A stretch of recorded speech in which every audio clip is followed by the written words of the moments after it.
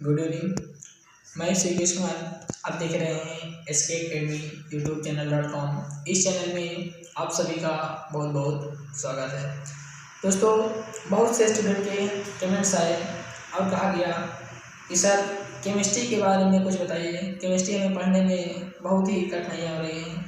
तो केमिस्ट्री को आसान बनाने के लिए आज हम आप लोगों के समक्ष या आप लोगों के बीच में केमिस्ट्री का टॉपिक लेकर आए हैं। केमिस्ट्री में एक छोटा सा टॉपिक है IUPAC।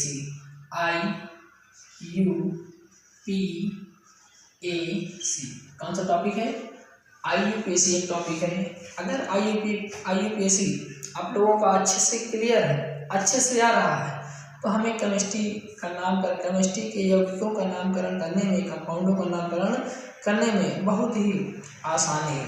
और जब नामकरण करने में, किसी भी कंपाउंड का नामकरण करने में, उसे पढ़ने में भी आसानी होती है। जैसे आपके गाँव में कोई बच्चा है, अगर हम उसका नामकरण कर देते हैं, उसका नाम जानते हैं, तो उससे बुलाने में हमें आसानी होती है नहीं होती है। ठीक है ना दोस्तों?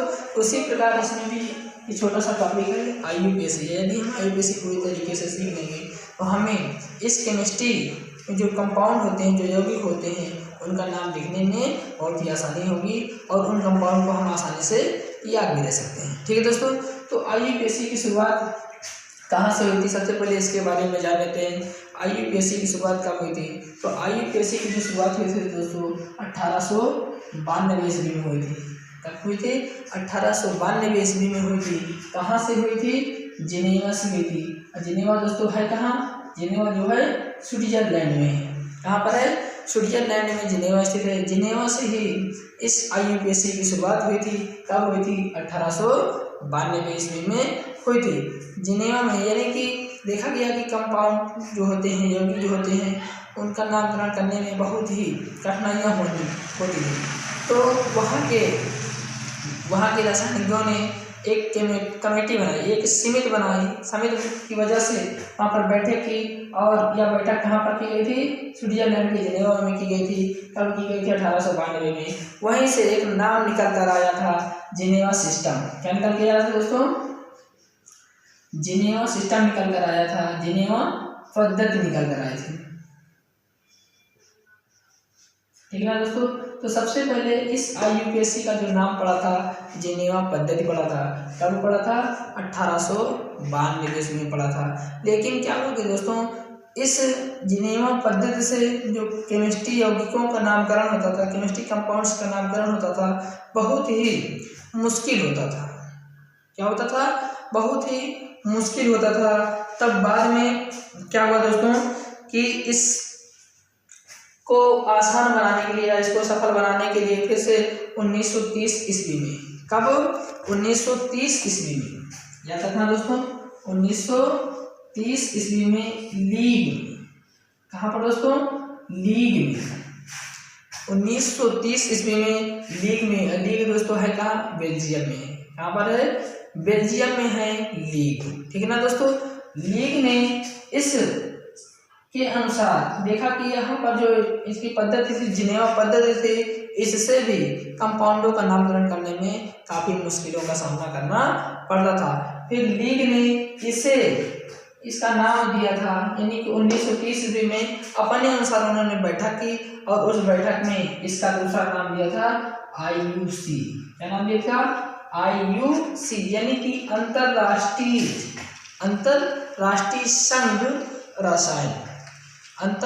संघ रसायन नाम दिया था, यानी कि इंटरनेशनल यूनियन केमिस्ट नाम दिया था। ठीक ना दोस्तों? फिर बाद में क्या हुआ कि देखा गया कि इससे भी IUC के द्वारा भी कंपाउंडों का नामकरण करने में दिक्कत होने लगी। कुछ कंपाउंड का नामकरण किया गया, लेकिन कुछ समय तक ये चला। फिर उसके बाद 1892 में जिनेवा पद्धति का निर्माण किया गया था। जिनेवा पद्धति के द्वारा यौगिकों का नामकरण किया जाने लगा, लेकिन इसमें काफ़ी कमियाँ आने लगी। जब कमियाँ आने लगी तो फिर 1930 ईस्वी में लीग कहाँ पर है? बेल्जियम में है। लीग कहाँ पर है? बेल्जियम में है। तो लीग ने अपने अनुसार वहाँ पर बैठक की और उस बैठक में यानी 1930 में जब बैठक की तो इस जिनेवा पद्धति को बदल करके उसने कर दिया IUC। IUC का मतलब क्या होता है दोस्तों? इंटरनेशनल यूनियन केमिस्ट नाम। क्या होता है? International union chemist. ठीक है ना दोस्तों? या कुछ समय तक के लिए ये भी चला था, यानी कि 1930 से लेकर के लगातार 1957 तक ये चला IUC। किसके अनुसार रसायन, इनका रसायन यौगिक को नामकरण करते थे। IUC का नामकरण 1930 से लेकर 1957 तक चला, लेकिन जब बहुत से कंपाउंडों का आविष्कार हुआ या खोजें हुई तब इनका नामकरण में काफ़ी कठिनाइयों का सामना करना पड़ा, यानी कह लीजिए इसमें काफ़ी कमी आने लगी। तो फिर 1957 में एक इसका नया नाम दिया गया था IUP। 1892 में जिनेवा पद्धति का निर्माण किया गया था। जिनेवा पद्धति के द्वारा यौगिक को नामकरण किया जाने लगा, लेकिन इसमें काफ़ी कमियाँ आने लगी। जब कमियाँ आने लगी तो फिर 1930 ईस्वी में लीग जो है, लीग कहाँ पर है? बेल्जियम में है। लीग कहाँ पर है? बेल्जियम में है। तो लीग ने अपने अनुसार वहाँ पर बैठक की और उस बैठक में यानी 1930 में जब बैठक की तो इस जिनेवा पद्धति को बदल करके उसने कर दिया IUC। IUC का मतलब क्या होता है दोस्तों? इंटरनेशनल यूनियन केमिस्ट नाम। क्या होता है? International union chemist. ठीक है ना दोस्तों?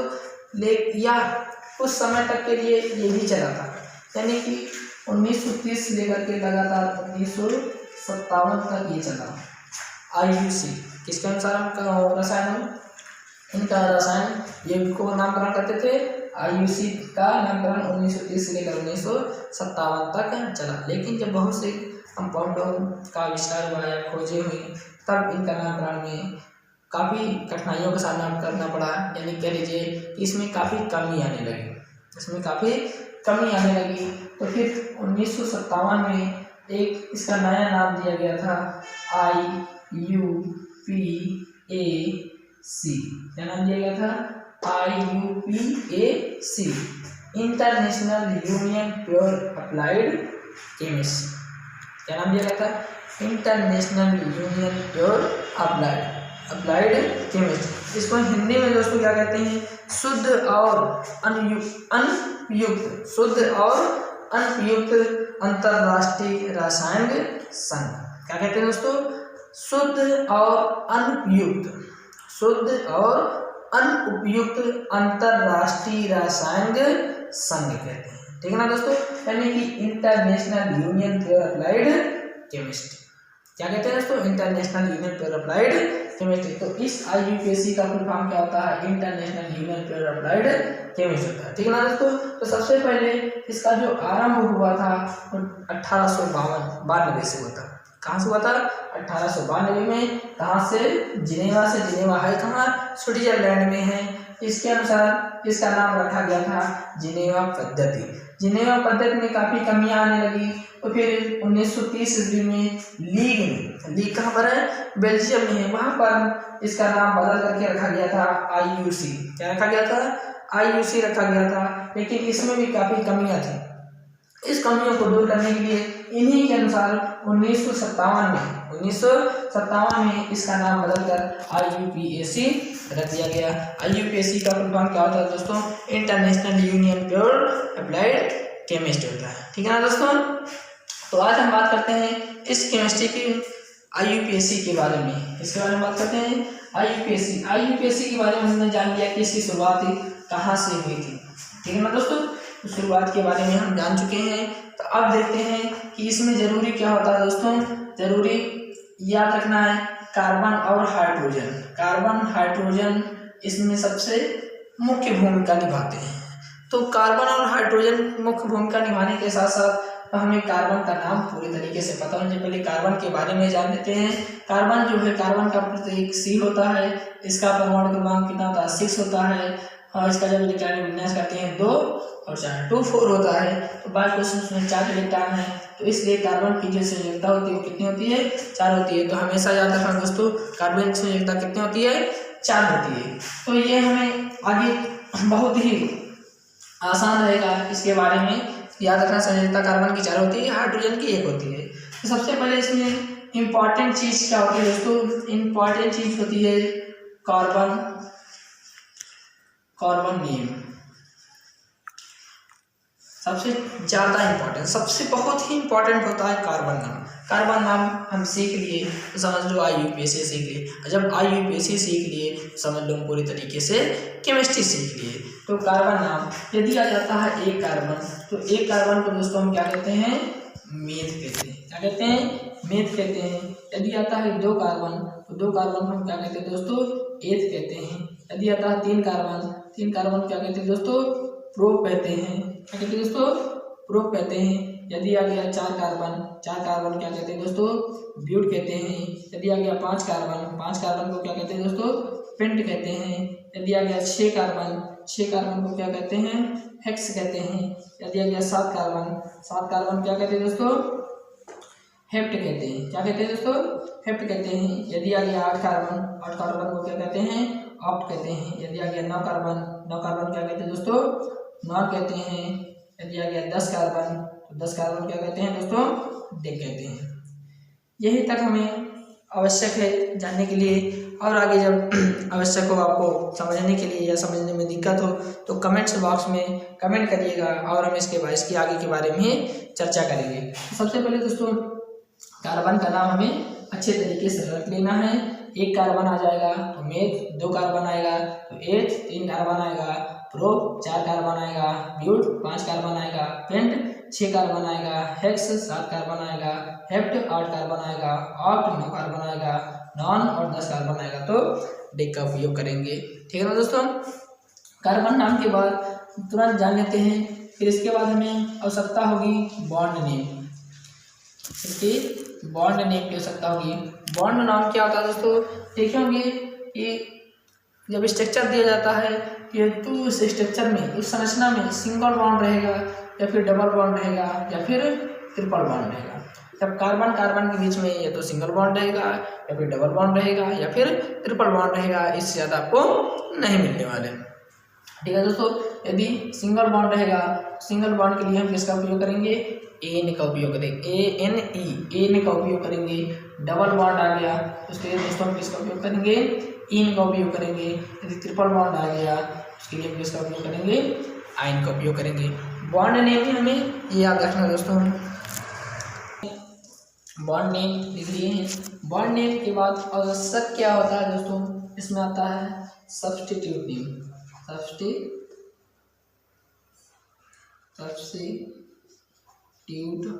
नेम यानी कि कह लीजिए कि प्रतिस्थापी नाम। क्या था दोस्तों, सब्स्टिट्यूट नेम आता है। सब्स्टिट्यूट नेम क्या होता है, सबसे पहले इंपॉर्टेंट क्या होता है इसमें, यदि आ गया CH3 तो CH3 का CH3 के लिए इसका उपयोग करते हैं दोस्तों, मेथिल का उपयोग करते हैं। इसका उपयोग करते हैं। यदि हमारा आ गया सब्स्टिट्यूट यानी कि प्रतिस्थापी मेथिल CH3 के लिए हम प्रतिस्थापी का नाम क्या लिखते हैं, मेथिल लिखते हैं। यदि आ गया CH3 CH2 तो इसके लिए हम किसका उपयोग करते हैं दोस्तों, एथिल का उपयोग करते हैं। यदि आ गया CH3 CH2 तो इसके लिए हम किसका उपयोग करते हैं दोस्तों, प्रोपिल का उपयोग करते हैं। इसी प्रकार चार कार्बन वाला आ जाएगा तो ब्यूटिल का, पांच कार्बन वाला आ जाएगा पेंटिल का, छह कार्बन वाला आ जाएगा हेक्सिल का। इसी के अकॉर्डिंग ये बढ़ता हुआ चला जाएगा। ठीक है दोस्तों। फिर क्या आता है, यदि आ गया F, क्या क्या दोस्तों, प्रतिस्थापी नाम में आ गया F, तो F के लिए क्या करते हैं दोस्तों, फ्लोरो का, किसका उपयोग करते हैं दोस्तों, फ्लोरो का उपयोग करते हैं। यदि आ गया Cl के लिए किसका उपयोग करते हैं दोस्तों, तो Cl के लिए करते हैं क्लोरो का उपयोग। किसका उपयोग करते हैं दोस्तों, क्लोरो का उपयोग करते हैं। यदि आ गया Br तो Br के लिए किसका उपयोग करते हैं दोस्तों, ब्रोमो का उपयोग करते हैं। यदि आ गया I तो I के लिए किसका उपयोग करते हैं दोस्तों, आइडो का उपयोग करते हैं। ठीक है दोस्तों।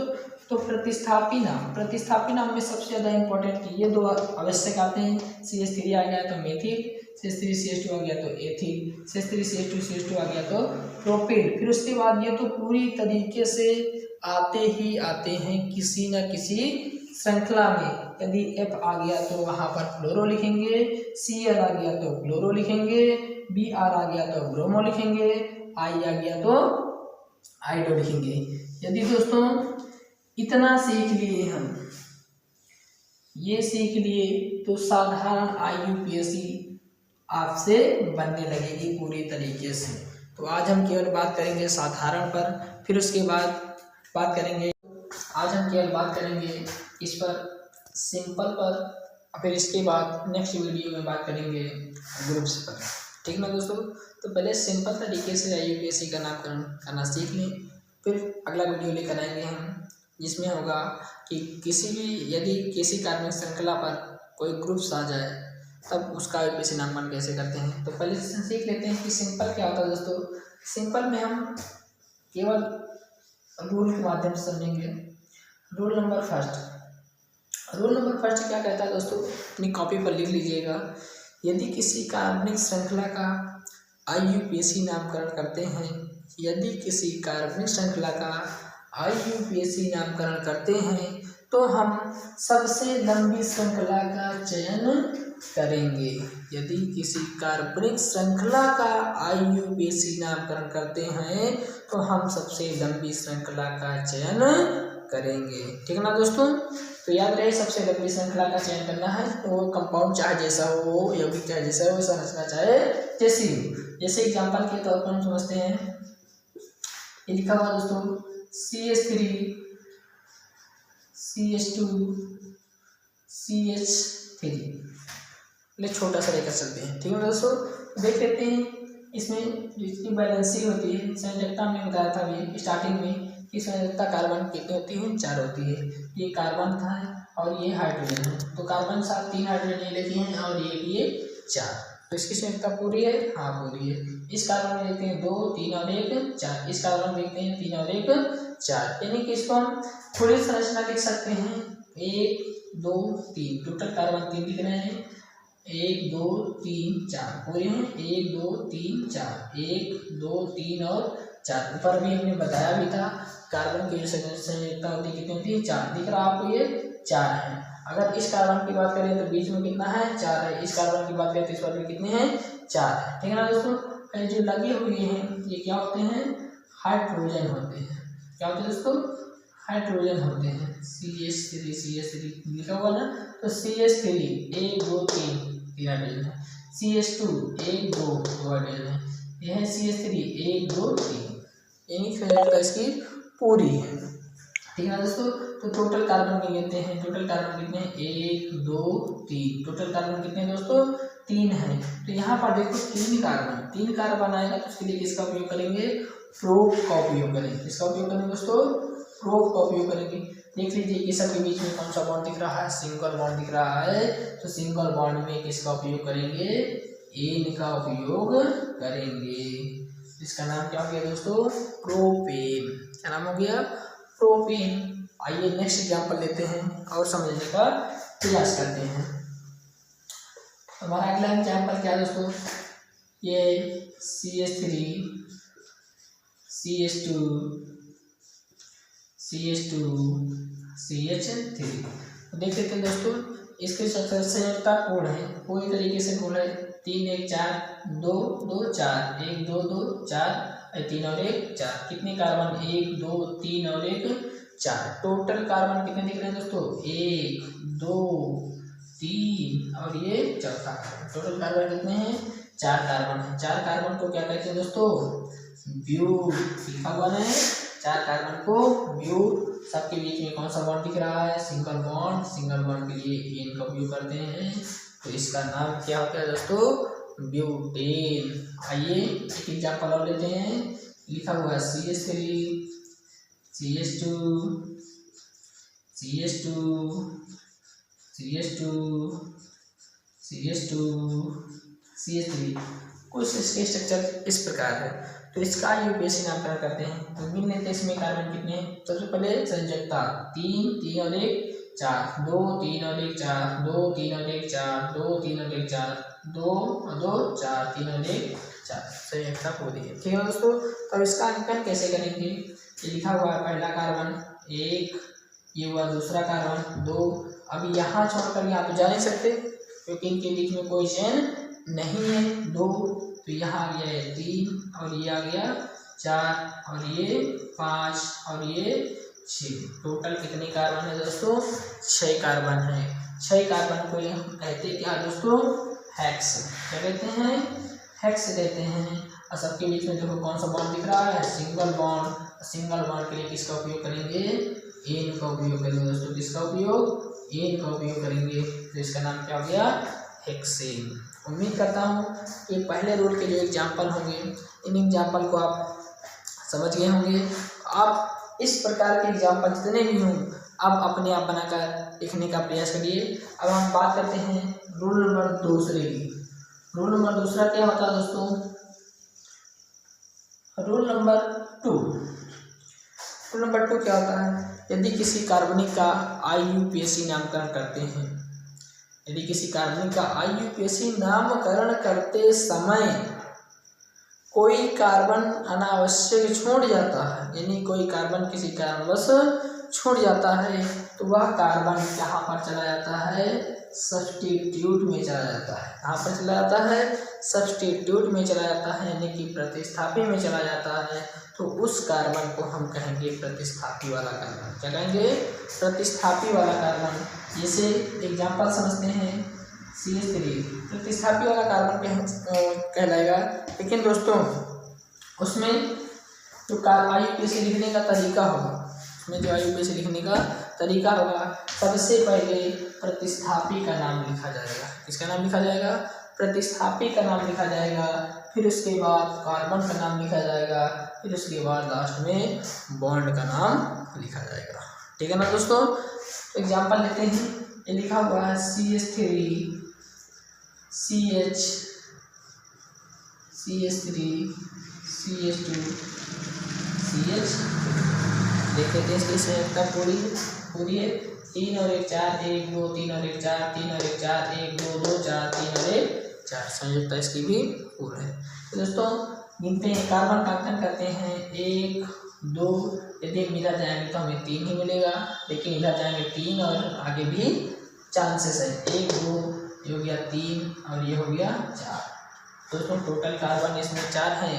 अब एक देखो क्या हुआ? छूट गया। क्यों छूट गया? यदि हम ऊपर जाते हैं हमारे इधर के साइड ये साइड छूट जाता है, लेकिन साइड छूटता तो है लेकिन यहाँ पर हमें कार्बन कम मिलते हैं। अब आगे जाते हैं तो कार्बन क्या मिल रहे हैं? ज़्यादा मिल रहे हैं। हमने बताया था यदि रास्ते में कोई छूट जाए, किसी कारण रास्ते में कोई छूट जाए तो वह सीधा चला जाएगा प्रतिस्थापी में। किसमें चला जाएगा? प्रतिस्थापी में, यानी सब्स्टिट्यूट में चला जाएगा। तो सब्स्टिट्यूट का नाम पहले लिखा जाएगा, फिर उसके बाद कितने कार्बन है वो लिखा जाएगा, फिर इनके बीच में कौन सा बॉन्ड लगा हुआ है उसका नाम लिखा जाएगा। तो यहाँ पर देख रहे हैं दोस्तों क्या छूटा हुआ है? CH3। हमने वो बताया था कि CH3 छूटेगा तो उसके लिए किसका प्रयोग करेंगे? मेथिल का उपयोग करेंगे। अब मेथिल दोस्तों कितने नंबर पर छूटा हुआ है? तो 2 नंबर पर छूटा हुआ है। 2 मेथिल। टोटल कार्बन है कितने? 4। अब इस कार्बन को नहीं गिनेंगे क्योंकि ये कार्बन चला गया प्रतिस्थापी में। टोटल कार्बन है 4 कार्बन को कहते हैं ब्यूट। और सबके बीच में लगा हुआ सिंगल बॉन्ड के लिए N का उपयोग करेंगे तो 2 मेथिल ब्यूटेन इसका IUPAC नाम हो जाएगा। ठीक है ना दोस्तों? एक एग्जांपल और लेते हैं इसी तरीके से। ये है CH3 CH2 CH CH3 CH CH3 CH2 CH3। ठीक है ना दोस्तों? अब यहाँ पर देख लेते हैं। सबसे पहले इसकी संयोजकता पूरी है तो 3 और 1 4 1 2 2 4 1 2 3 और 1 4 1 2 3 और 1 4 3 और 1 4 3 और 1 4। एक संयोजकता पूरी है। ठीक है ना दोस्तों? इसका नामकरण करते हैं जल्दी जल्दी। ये हो गया 1 2 3। इधर आगे कम मिलेंगे, अभी आगे आ जाने के चांस बहुत ज़्यादा है। हो गया 4। इधर आएंगे 5, इधर आएंगे तो 5 4 इधर चले जाएंगे। चलो ऊपर चले जाते हैं। हो गया कितना? 5। अब 5 हो गया। टोटल कार्बन 5 है तो रास्ते में छूट गए। क्या छूट गए? 2 भाई साहब छूट गए। ये भी CH3 और ये भी रास्ते में क्या हो गए? छूट गए तो हमने बताया कि यदि रास्ते में कोई कार्बन छूट जाता है तो सीधा कहाँ पर चला जाता है, प्रतिस्थापी में चला जाता है। और IUPAC नामकरण में सबसे पहले प्रतिस्थापी का नाम लिखा जाता है, फिर उसके बाद कार्बन का नाम लिखा जाएगा, फिर उसके बाद बंध का नाम लिखा जाएगा। तो यहाँ पर दो लोग छूटे हुए हैं, CH3 यानी कहने का मतलब ये दोनों क्या है, भाई भाई हैं। यदि भाई भाई आ गए तो इसका IUPAC नाम हम दो तरीके से लिख सकते हैं। कैसे लिख सकते हैं, CH3 दोनों हैं, एक 3 नंबर पर छूटा हुआ है और एक 4 नंबर पर छूटा हुआ है। तो 3,4 और दो लोग छूटे हैं, 2 के लिए डाई, इंपॉर्टेंट बात है, 2 के लिए डाई, 3 के लिए ट्राई, 4 के लिए टेट्रा, 5 के लिए पेंटा, 6 के लिए हेक्सा, इसी अकॉर्डिंग बढ़ता हुआ चला जाएगा। तो ये हो गया डाई। और क्या नाम इसका, CH3 है। CH3 को क्या लिखते हैं, मेथिल लिखते हैं। 3,4 डाई मेथिल। अब देख लेते हैं टोटल कार्बन कितने हैं, टोटल कार्बन 5 हैं। 5 कार्बन को दोस्तों क्या कहते हैं, पेंट। और सिंगल बॉन्ड के लिए एन, क्यों, क्योंकि सबके बीच में सिंगल बॉन्ड आया है। तो इसका नाम क्या हो गया, 3,4 डाई मेथिल पेंटेन हो गया। एक तरीका तो ये हुआ, दूसरा तरीका क्या है, एक है 3 नंबर पर हो गया 3 मेथिल, मेथिल लिखी तो है 3 मेथिल, कामा एक है 4 नंबर पर हो गया 4 मेथिल, हो गया 4 मेथिल। टोटल कार्बन कितने हैं, 5 कार्बन को क्या कहेंगे दोस्तों, पेंट, सबके बीच में सिंगल बॉन्ड हो गया पेंटेन, 3 मेथिल 4 मेथिल पेंटेन। ठीक है ना दोस्तों, उम्मीद करता हूँ कि एग्जाम्पल आप लोगों के समझ में आए होंगे। यदि हमारा ये वीडियो आप लोगों को समझ में आया होगा तो लाइक करिएगा, शेयर करिएगा और हमारे चैनल को सब्सक्राइब करिएगा ताकि इसके अगले वाले पार्ट्स आप तक पहुंच सके। Thank you, okay, bye bye.